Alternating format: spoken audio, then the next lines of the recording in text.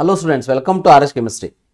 So ನಿಮ್ಮ ಒಂದು verification slip ಇವತ್ತೇನು ಡೌನ್ಲೋಡ್ ಮಾಡ್ಕೊಂಡಿದ್ದೀರಿ, ಅದರಲ್ಲಿ ನಿಮ್ಮದು ಯಾರಾದರೂ ಡಿಸಿಪ್ಲಿನ್ ನಾಟ್ ಎಲಿಜಿಬಲ್ ಫಾರ್ ಅಂತ ಎದುರುಗಡೆ ಯಾವುದಾದ್ರೂ ಡಿಸಿಪ್ಲಿನ್ ಈ ರೀತಿ ಮೆನ್ಷನ್ ಮಾಡಿದರೆ ಮೀನಿಂಗ್ ಏನು ಅನ್ನೋದನ್ನು ಈ ಒಂದು ವಿಡಿಯೋದಲ್ಲಿ ಹೇಳ್ತಾ ಇದ್ದೀನಿ. ಸೊ ಫಾರ್ ಎಕ್ಸಾಂಪಲ್, ಈ ಒಂದು ವೆರಿಫಿಕೇಶನ್ ಸ್ಲಿಪ್ಪಲ್ಲಿ ಇಂಜಿನಿಯರಿಂಗ್ ನಾಟ್ ಎಲಿಜಿಬಲ್ ಅಂತ ಇದೆ. ಹೌದಾ, ನೋಡಿ, ಇಂಜಿನಿಯರಿಂಗ್ ನಾಟ್ ಎಲಿಜಿಬಲ್ ಅಂತ ಇದೆ. ಸೊ ದ ಮೀನಿಂಗ್ ಏನಾಗಾದ್ರೆ, ಕೆಲವೊಂದಷ್ಟು ವೆರಿಫಿಕೇಶನ್ ಸ್ಲಿಪ್ ಅಲ್ಲಿ pharm sciences not eligible, B pharma not eligible ಈ ರೀತಿಯಾಗಿ ಮೆನ್ಷನ್ ಮಾಡಿರಬಹುದು.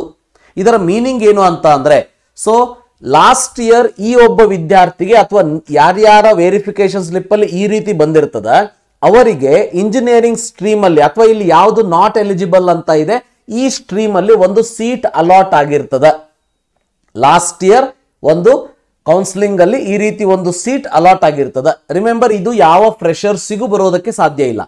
ಫ್ರೆಷರ್ ಆಗಿದ್ದುಕೊಂಡು ಬಂದಿದ್ರೆ, ನೀವೇನಾದ್ರೂ ಫಸ್ಟ್ ಟೈಮ್ KCET ಅಲ್ಲಿ ಪಾರ್ಟಿಸಿಪೇಟ್ ಮಾಡ್ತಾ ಇದ್ದು ಇಲ್ಲಿ ಬಂದಿದ್ರೆ ದಯವಿಟ್ಟು KE ಅವರಿಗೆ ಇಮಿಡಿಯೇಟ್ ಆಗಿ ರಿಪೋರ್ಟ್ ಮಾಡ್ಕೊಳ್ಳಿ ರಾಂಗ್ ಇದೆ ಅಂತೇಳಿ. ಯಾಕಂದ್ರೆ ಹಾಗೆ ಬರೋದಕ್ಕೆ ಸಾಧ್ಯನೇ ಇಲ್ಲ. ಇನ್ನು ರಿಪೀಟರ್ಸ್ ಗಳಿಗೆ ಹೀಗೆ ಯಾಕೆ ಬರ್ತದ ಅಂತ ಅಂದ್ರೆ, ಸೊ ನೀವು ಇಂಜಿನಿಯರಿಂಗ್ ಅಲ್ಲಿ ಫಾರ್ ಎಕ್ಸಾಂಪಲ್ ಸೀಟ್ ತಗೊಂಡಿರ್ತೀರಿ, ಬಟ್ ಅದನ್ನ ಕ್ಯಾನ್ಸಲ್ ಮಾಡಿರೋದಿಲ್ಲ. ಕರೆಕ್ಟ್ ಆಗಿ ತಿಳ್ಕೊಳ್ಳಿ. ಸೊ ಒಂದು ಲಾಸ್ಟ್ ಡೇಟ್ ಅಂತ ಕೊಡ್ತಾರೆ ಪ್ರತಿ ಸಾರಿನೂ. ವೆರಿಫಿಕೇಶನ್ಸ್ ಪ್ರತಿ ಸಾರಿ ಕೌನ್ಸಿಲಿಂಗ್ ಆದ ಮೇಲೆ ನಿಮಗೆ ಸೀಟ್ ಸಿಕ್ಕಂತದ್ದನ್ನ ಕ್ಯಾನ್ಸಲ್ ಮಾಡ್ಕೊಳ್ಳೋದಕ್ಕೆ ಒಂದು ಲಾಸ್ಟ್ ಚಾನ್ಸ್ ಅಂತ ಕೊಡ್ತಾರೆ.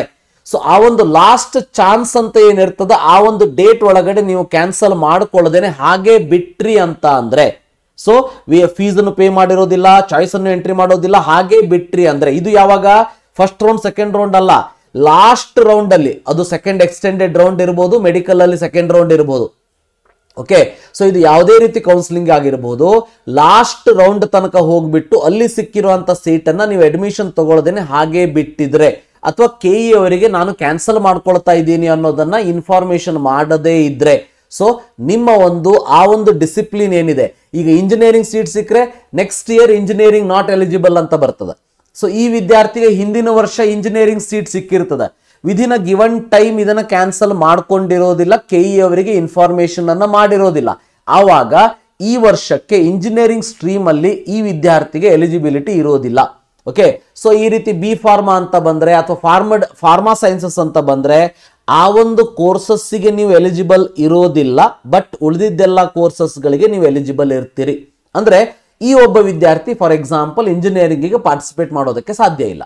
ಅದನ್ನ ಬಿಟ್ಟು ಫಾರ್ಮಾ ಸೈನ್ಸ್ ಇರ್ಬೋದು ಅಥವಾ B pharma, D pharma, veterinary ಇವೆಲ್ಲದಕ್ಕೂ ಪಾರ್ಟಿಸಿಪೇಟ್ ಮಾಡಬಹುದು, ಬಟ್ ಇಂಜಿನಿಯರಿಂಗ್ ಮಾಡೋದಕ್ಕೆ ಸಾಧ್ಯ ಇಲ್ಲ.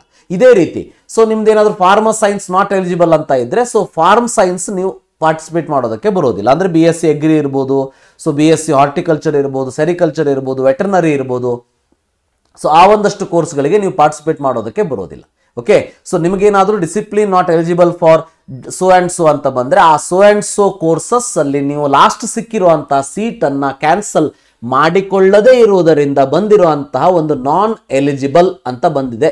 So don't worry about that. So ನೀವು ಮಾಡಿರುವಂತಹ ತಪ್ಪಿಗೆ ಈ ರೀತಿ ಬಂದಿರ್ತದ. ಈ ವರ್ಷ ನೀವು ಇಂಜಿನಿಯರಿಂಗ್ ಇಲ್ಲಿ ಯಾವ ಕೋರ್ಸ್ ಅನ್ನು ಮೆನ್ಷನ್ ಮಾಡಿರ್ತಾರೆ ಅದರಲ್ಲಿ ಪಾರ್ಟಿಸಿಪೇಟ್ ಮಾಡೋದಕ್ಕೆ ಸಾಧ್ಯ ಇರೋದಿಲ್ಲ. So thank you, have a nice day.